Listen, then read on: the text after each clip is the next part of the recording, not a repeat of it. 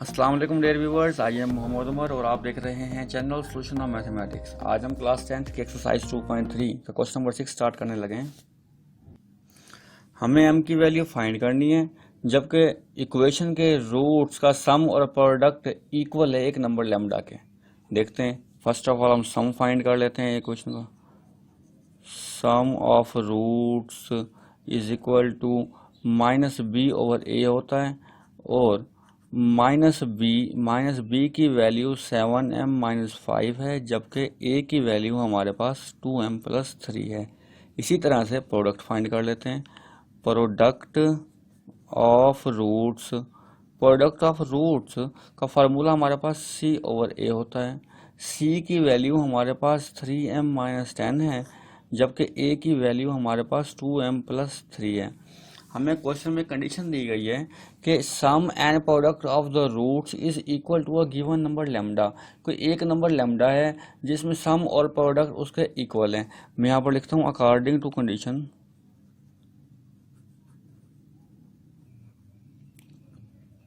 Condition में कहा गया है कि हमारा सम भी एक नंबर लैम्डा के इक्वल है और प्रोडक्ट भी एक नंबर उसी नंबर लैम्डा के इक्वल है। इट्स मीन सम इक्वल है हमारा प्रोडक्ट के। सम क्या आंसर आया है? सम का आंसर हमारे पास है -7m-5 divided by 2m+3 is equal to product का answer 3m-10 divided by 2m+3 है। 2m+3 दोनों के डिनोमिनेटर में है तो ये दोनों आपस में कैंसिल हो जाएंगे। -7m minus minus +5 is equal to 3m-10।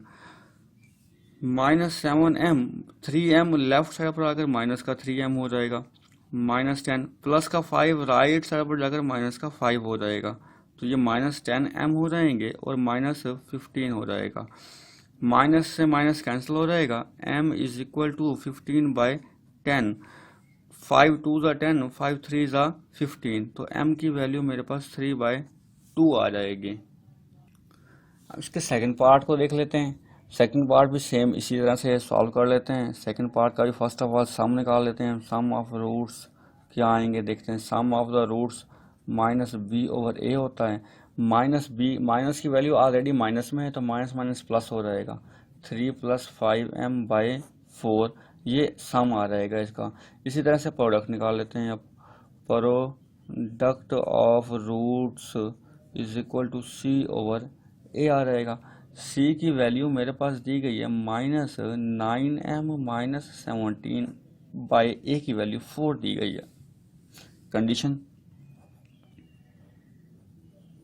According to condition दी गई है कि सम एक नंबर लैम्डा और प्रोडक्ट भी उसी नंबर लैम्डा के इक्वल है। इट्स मीन्स हमारे सम और प्रोडक्ट आपस में इक्वल हैं। सम का आंसर है हमारे पास 3 + 5m/4 जबकि प्रोडक्ट का आंसर है हमारे पास -9m-17/4। दोनों का डिनोमिनेटर सेम है तो डिनोमिनेटर से कैंसिल हो जाएगा।